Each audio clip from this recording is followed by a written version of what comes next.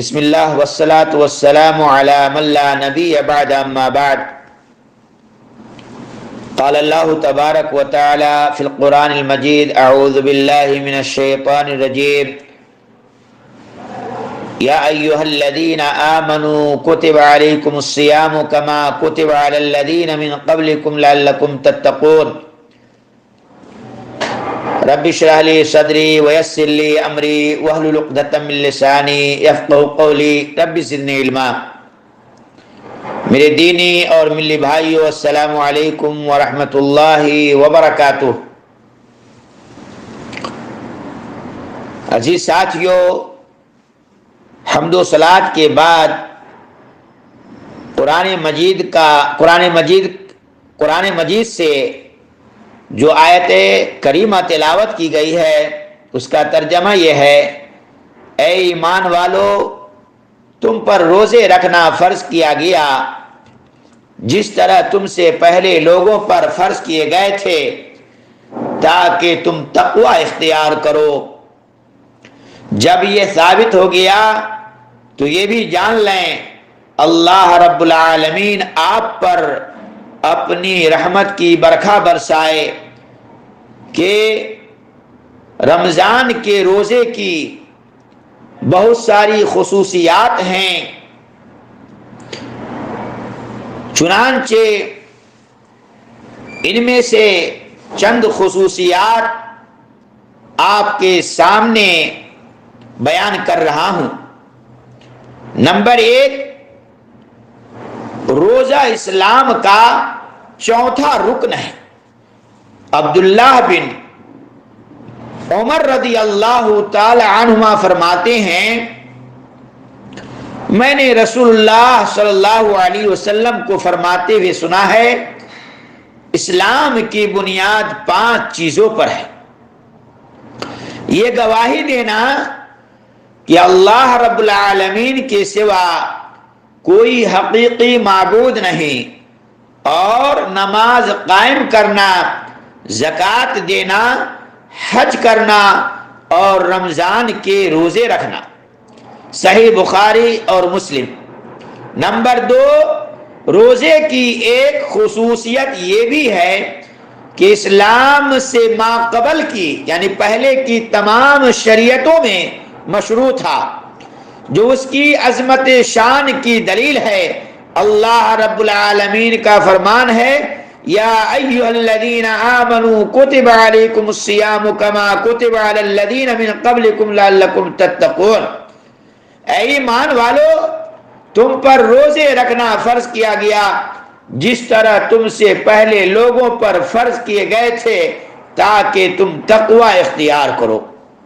Number 3، روزے کی ایک خصوصیت یہ بھی ہے کہ اللہ تبارک و تعالی نے اسے اپنی طرف منسوب کیا ہے، جو کہ تمام عبادتوں میں اس کی منفرد قدر و منزلت پر دلالت کرتا ہے۔ حضرت ابو ہریرہ رضی اللہ عنہ روایت کرتے ہیں، نبی کریم صلی اللہ علیہ وسلم نے فرمایا، اللہ تبارک و تعالی نے فرمایا، ابن آدم کا ہر عمل اس کا ہے سوائے روزہ کے کہ یہ میرا ہے اور میں خود اس کا بدلہ دوں گا۔ اللہ کے بندو، اللہ کا تمام عبادتوں کے بجائے روزے کو خصوصیت کے ساتھ اپنی طرف منسوب کرنا اس بات کی دلیل ہے کہ اللہ رب العالمین کے نزدیک یہ معزز اور محبوب عبادت ہے۔ اس کی وجہ یہ ہے کہ اس عبادت میں اللہ تعالی کے تئیں بندے کا جذبہ اخلاص ظاہر اور عیاں رہتا ہے، یا ظاہر و عیاں رہتا ہے، کیونکہ روزہ بندے اور اس کے رب کے درمیان ایک راز ہے جس سے اللہ کے سوا کوئی واقف نہیں ہوتا۔ روزے دار خلوت اور تنہائی میں ان چیزوں کو استعمال کرنے پر قادر ہوتا ہے جنہیں اللہ نے روزے کی وجہ سے حرام ٹھہرایا ہے۔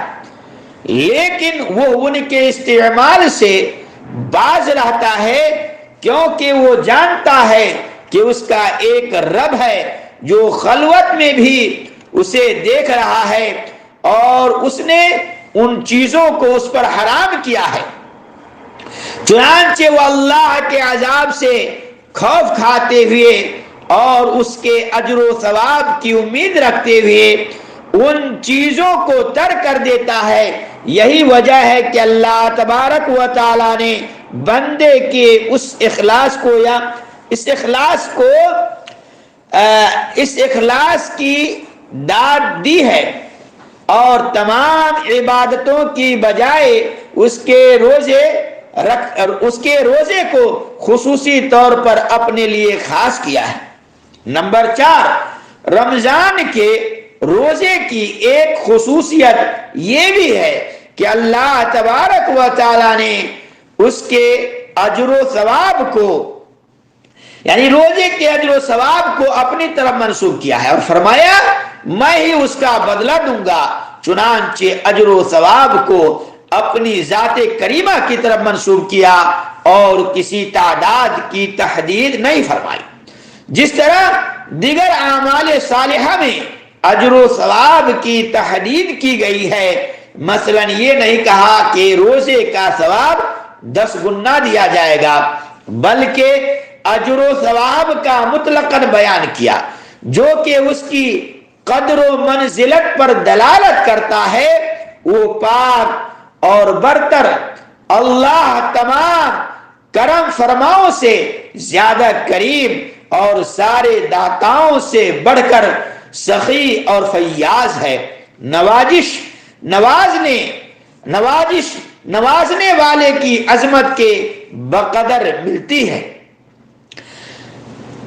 اب اجازت دیجیے آئندہ درس کے لیے اب اخیر میں اللہ رب العالمین سے دعا کرتا ہوں کہ اللہ تعالی ہم تمام مسلمان بھائیوں کو ان ساری باتوں پر سن کر عمل کی توفیق عطا فرمائے، اور سنت نبوی صلی اللہ علیہ وسلم کے مطابق روزہ رکھنے کی توفیق بخشے، آمین۔ وصلی اللہ علی نبینا محمد، والسلام علیکم ورحمۃ اللہ وبرکاتہ۔